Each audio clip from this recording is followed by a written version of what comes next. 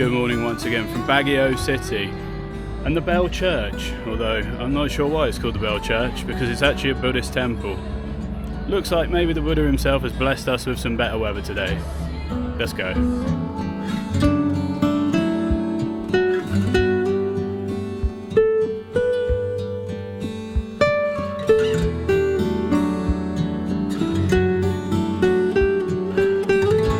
Slightly outside of the city here. This area is called La Trinidad. Costs 20 pesos each to come in and have a look around here. I'd say it's well worth it. It's pretty cheap. It's just a few pence. I'll put the conversion on the screen.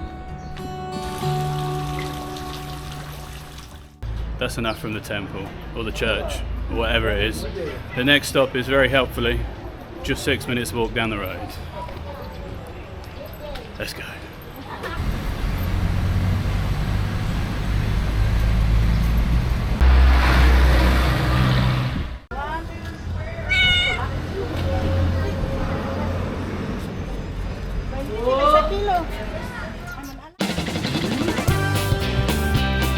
This is a very bouncy bridge, and this is the Valley of Colours. It's not exactly hard to tell why. I'm currently in the way of someone's photo, so I'm going to get out of the way now.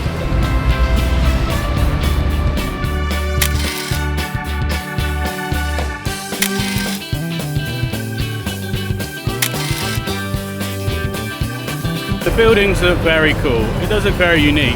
However, down in the river, it's very polluted. There's a lot of trash down there, which is a bit of a shame, but I guess, what can you do? I'm not going to go down there and pick it all up. Helpful tip, if you come here and you want to take photos without everyone up there, there is another bridge, and it's a little bit prettier than the other one.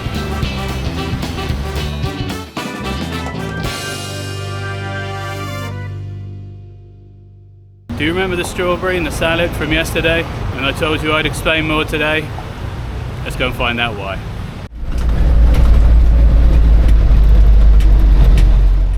Who needs a taxi when you can get a Jeepney?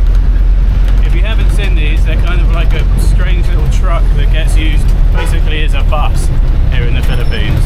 I'll try and take a picture when we get out for you.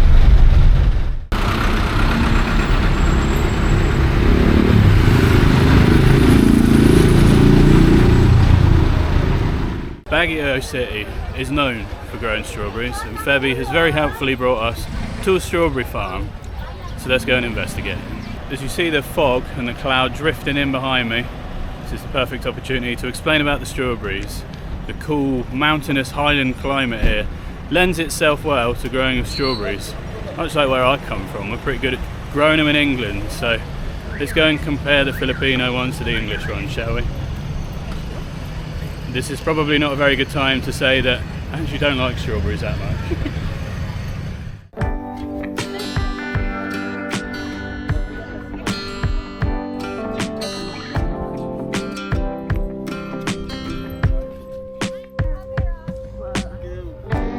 Okay, we've come in to pick strawberries.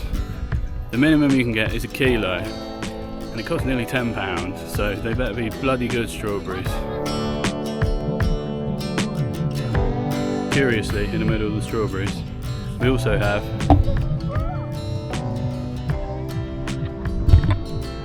good old broccoli, and it might shock you to hear this, but I think I actually prefer broccoli to strawberries. Febby has been put to work. Farmer Febby.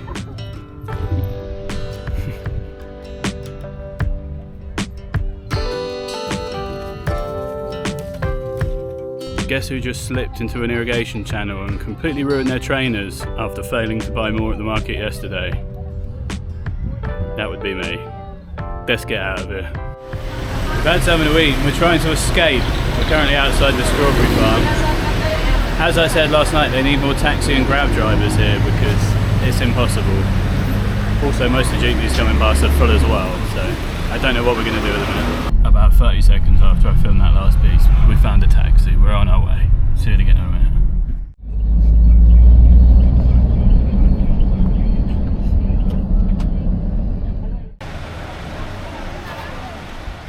Despite another mini monsoon en route, we have arrived at the Igorot Stone Kingdom.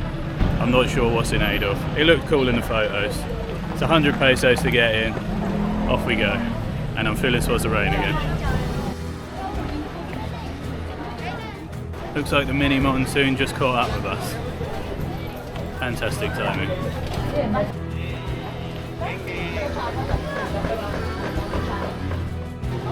There's no information anywhere, so I'm just going to assume it's some kind of indigenous cultural thing. The actual things made out of stone are very cool though. They got some, I think there's some Bernard's dogs down there, absolute giants. They're way bigger than like Febby, for example. However, they want you to pay to take a photo of them. It does seem like a bit of a money-making exercise in here.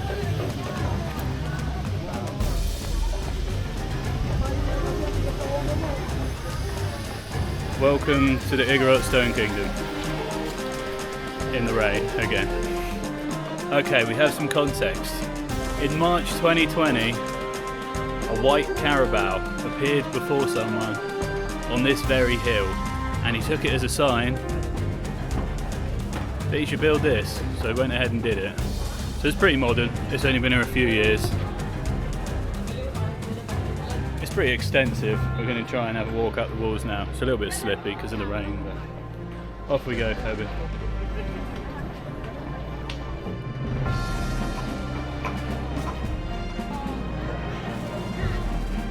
The rain is about to get really heavy, so I'm going to make this quick. Febby sat on a throne. Febby, pose, and let's get the hell out of here. We've got a bit of shelter, and we're with the giant dogs I told you about.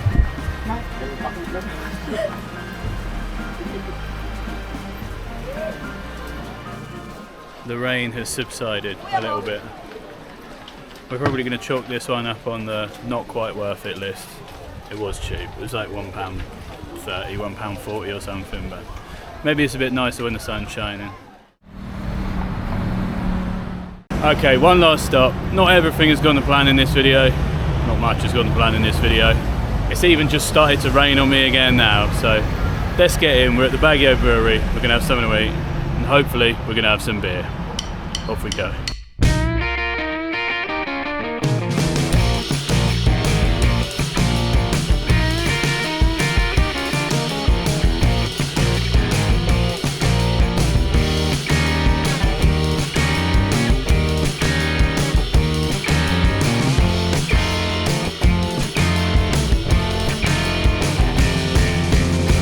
The good news is they're open. We haven't had a disaster to finish the video. Now, as it's a brewery, you'd expect there to be a lot of beer, but we came here for one specific one. Can you guess what it is? A certain fruit? Strawberry beer, obviously. You ready for a strawberry beer? Yeah. Let's try it. The strawberry beer has arrived. It says it's 6.5% as well. They don't mess about here. Red Horse is 6.9, 7 or something. So they like a good strong beer in the Philippines. I'll report back in a minute. Okay, I am not a food reviewer, nor am I a drink reviewer, but it's a beer, and it's quite strong, and it tastes like strawberry. I don't know what more I can tell you really. It is quite hoppy and wheaty in the background behind the strawberry. It does still very much taste like a beer. It doesn't taste like strawberry soda, but it's pretty pleasant, and like I say, it's strong, so it'll do a job.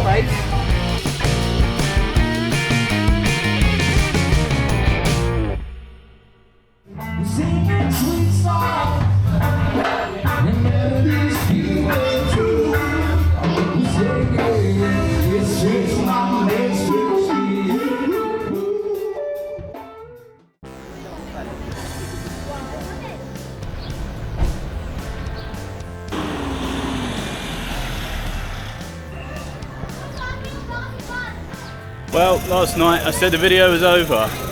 Video's been a right bloody mess, so why not make it a bit messier? We got one more stop before we head back to Manila this morning. This is the old Diplomat Hotel. It used to be a retreat for monks and nuns, and then the Japanese came in World War II and pretty much enslaved them all and made them servants. Supposedly one of the most haunted buildings in the Philippines, if you're inclined to believe that. It's Sunday morning, there's a lot of people here just wandering about taking photos. We'll have a look around, there's some good viewpoints as well. Off we go.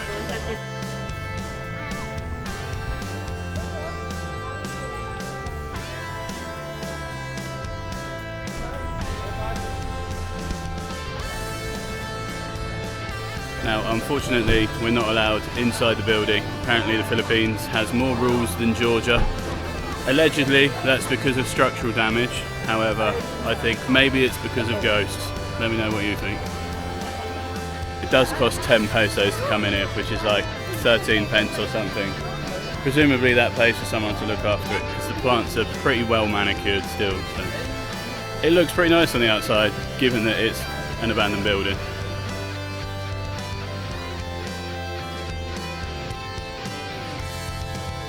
And as we stand here next to apparently the world's largest 10 commandments, a little bit random, it's just across the road. That's going to be it from Baguio, a very random video, not what we planned whatsoever. I guess that gives us an excuse to come back and do all the things we missed, maybe in a different season, hopefully with some different weather.